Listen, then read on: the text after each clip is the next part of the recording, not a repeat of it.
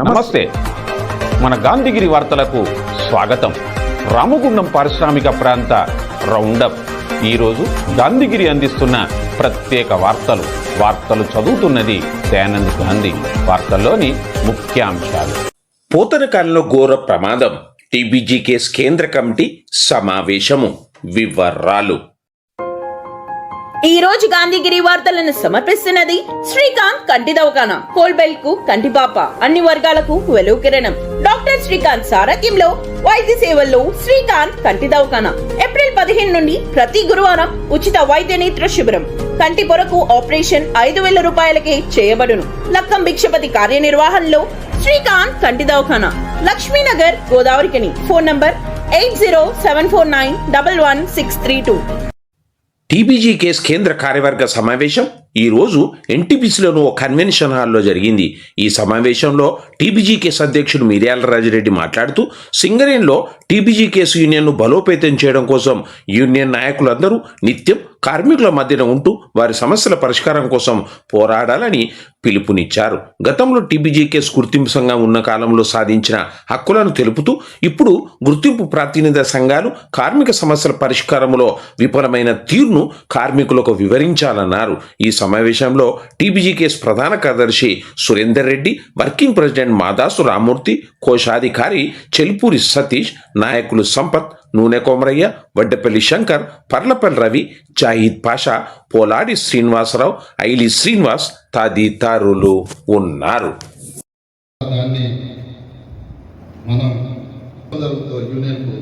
Party కూడా అంతే నష్టం జరుగుతుంది.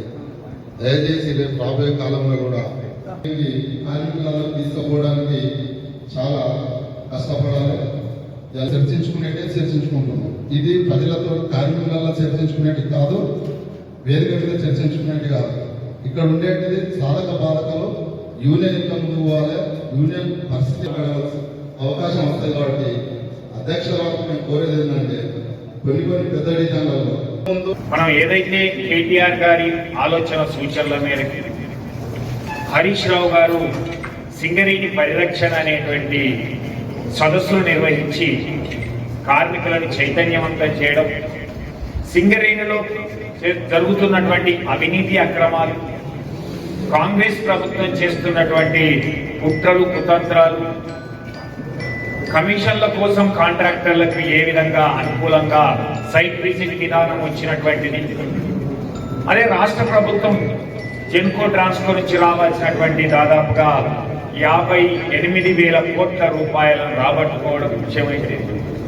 ఇవన్నింటి మీద కూడా చర్చించుకున్నటువంటి సందర్భంగా ఈరోజు వాటిని పక్కకు మరిపించేటువంటి కార్మికుల దృష్టి మళ్లించేటువంటి విధంగా చేసినటువంటి కార్యక్రమాలు 2 చేపట్టడం జరిగింది.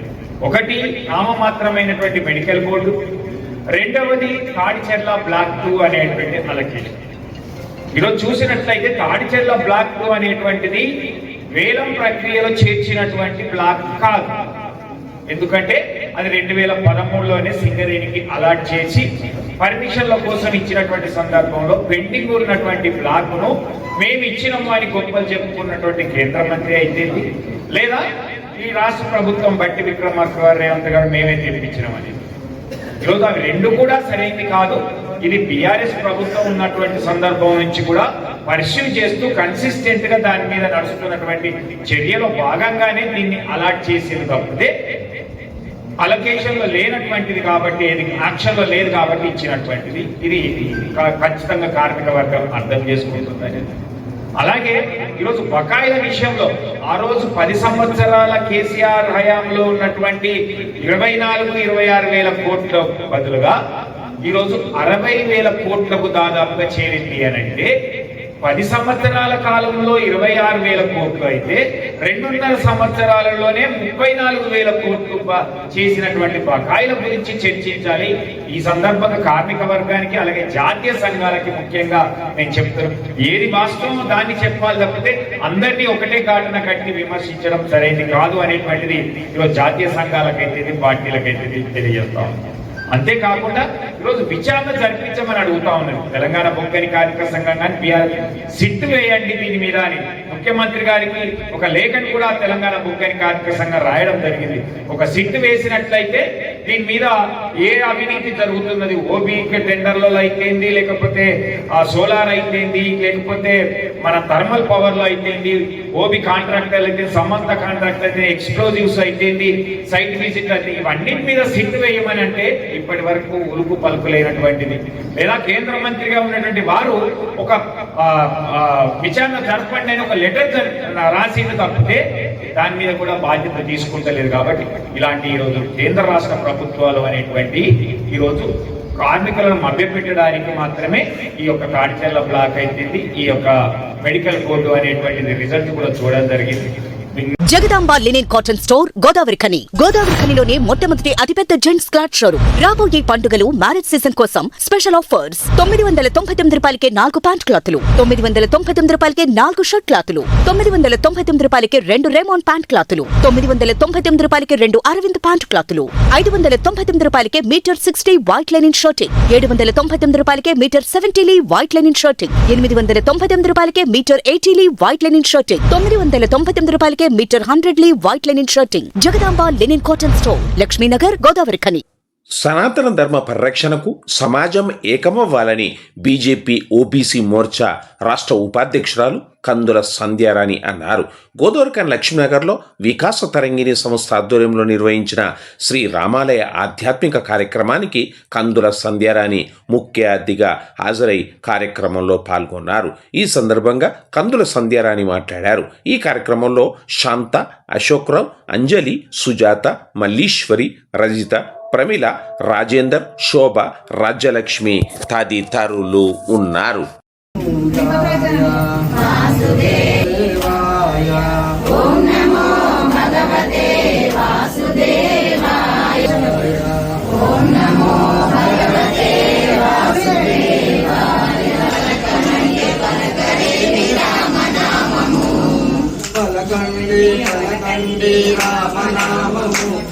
మనందరినీ ఆప్యాయంగా ఆదరించి భగవంతుని ఆప్యాయంగా వారి హృదయం ఎంతో పవిత్రంగా ఉన్నందుకు మనం అందరం వారికి ధన్యవాదాలు చెప్పాలి. అది యొక్క దేవుని కరుణామూర్తిగా మనకు ఈ విధంగా పంపించినందుకు మనం అందరం ఆనందపడాలి.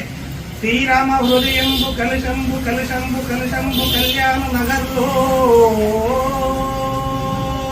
కనకాంబరంబుక కనువిందుక కమల నయనంబుక కలిహంబులోన కనువిందుక కరుణామూర్తి కలుషంబు అరుదించగా వికాస తరంగిని వీక్షించగా కందుల సంజారాని కనువిందుక కమల నయనంబుగా గోదావరిఖని గోదామయంబుగా గోవర్ధన గిరికి నందించగా కలుషంబే జోహారు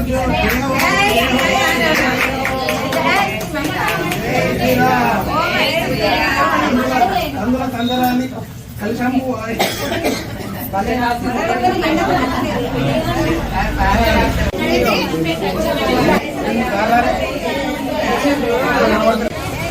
రండి అమ్మారు మొదలు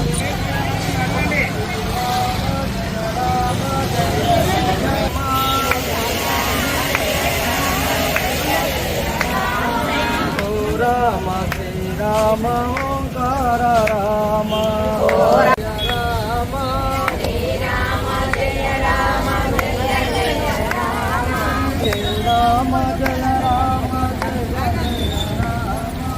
శ్రీరామ జయ రామ మన దేశం హిందూ దేశం. మనమంతా కూడా హిందువులుగా గర్వపడాలి. జై శ్రీరామ్ అనే నినాదం ప్రతి ఒక్కరం కూడా ఆ నినాదంతో ముందుకెళ్లాల్సినటువంటి అవసరం ఉంది. ఎందుకంటే శ్రీరాముడు మరి లోకానికి ఆదర్శం, సమాజానికి ఆదర్శం. వారి నినాదంతో ప్రతి ఒక్కరం కూడా ముందుకెళ్ళాలి. మరి అందుకొరకు ఇక్కడ ఈ ప్రాంతంలో ఇవాళ వికాస తరంగిణి అనే ఆర్గనైజేషన్ ఇప్పటిది కాదు, చాలా ఏళ్లుగా హిందువులని ఏకం చేస్తూ మరి అందరినీ కూడా దాదాపుగా ఇప్పుడున్న కల్చర్ ఏంటంటే ప్రతిదానికి కూడా మత మార్పిడిలు ఎక్కువ జరుగుతూ ఉంటాయి. అందులో వికాస తరంగిణి మత మార్పిడి అనేది జరగకుండా హిందువులుగా మనం గర్వపడాలి. అందరము మరి ఏకతాటిపై హిందువులు ముందుకు నడవాలనేటువంటి ఒక గొప్ప సంకల్పంతో ఏర్పడ్డది. దాంతో మరి ఈ క్రమంలో అనేక కార్యక్రమాలు తీసుకొని ముందుకెళ్తా ఉన్నది. ముఖ్యంగా జీరస్వామి భక్తులుగా వారి ఆశీర్వాదంతో వారు 70 వసంతాలు పూర్తి చేసుకుంటున్నటువంటి సందర్భంగా అహోబిల జీరస్వామి గారి సూచన మేరకు ఈ కార్యక్రమాన్ని నిర్వహించడం, ఇంతమంది ఇందులో భాగస్వాములు కావడం అనేది ఇది మనం పూర్వజన్మ సుకృతంగా భావించుకోవాల్సినటువంటి అవసరం ఉంది. వారు కూడా ఇక్కడ అడుగుపెట్టిండ్రు. ఈ ప్రాంతం లోపల వారి ఆశీర్వాదం ఉంది.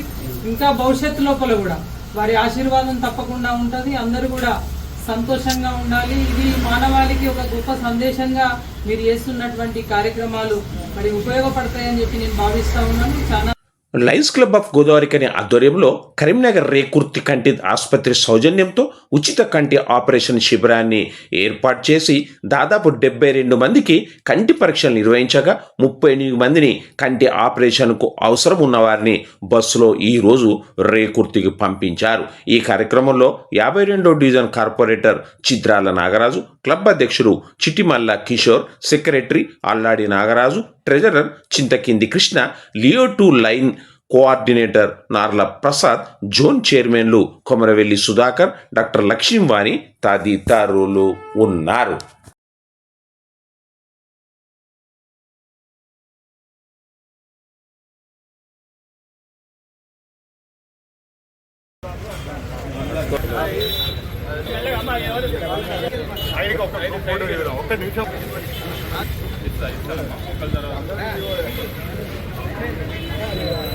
ఉండండి ఒక 5 నిమిషాలు.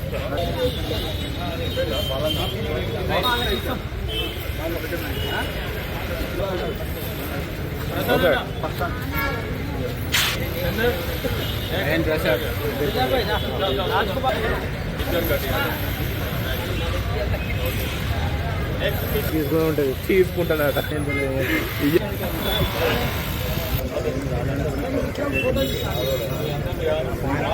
18 లైన్ కాలనీ పరిధిలోని మహాకవి పోతన కాలంలో ఘోరం జరిగింది. పెద్ద ప్రమాదం ఓ ఇంట్లో జరిగింది. 8వ బ్లాక్ 1151 సింగరేణి క్వార్టర్లో వంట గ్యాస్ సిలిండర్ పేలింది. ఇల్లంతా దగ్ధమైంది. భార్యాభర్తలకు తీవ్ర గాయాలయ్యాయి. ఆందోళనకర పరిస్థితిలో వీరిద్దరిని హైదరాబాద్కు తరలించారు.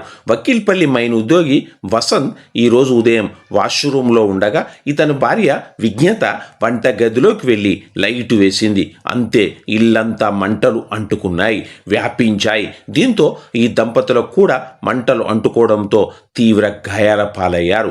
ఇంట్లోని వస్తువులన్నీ దాదాపుగా కాలిపోయాయి. ఇంటి తలుపులు, కిటికీలు పగిలిపోయాయి.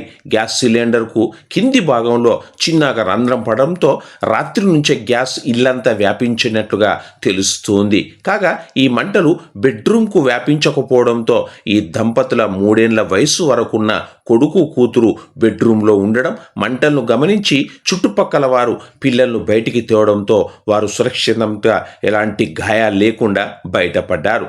తీవ్రంగా కాలిన గాయాల పాలైన ఈ దంపతులను గోదావరిఖని సింగరేణి ఏరియా హాస్పిటల్కి వెంటనే తరలించగా అక్కడి నుంచి హైదరాబాదుకు మెరుగైన చికిత్స కోసం వారిని తరలించారు. కాగా ఈ గ్యాస్ సిలిండర్ మొదటి ఇంటి నుంచి 2వ ఇంటికి, ఆ ఇంటి నుంచి 3వ ఇళ్లకు వసంత్ ఇంటికి వచ్చిందని, వాడకంలోని ఈ గ్యాస్ సిలిండర్ వసంత్ ఇంట్లో ప్రమాదాన్ని తెచ్చినట్లుగా తెలుస్తూ ఉంది.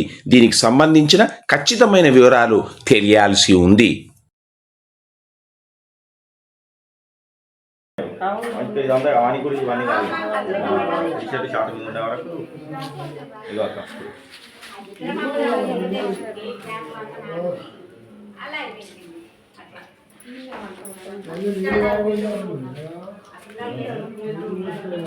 ఇదంతా మనసులో నీళ్ళు పోసి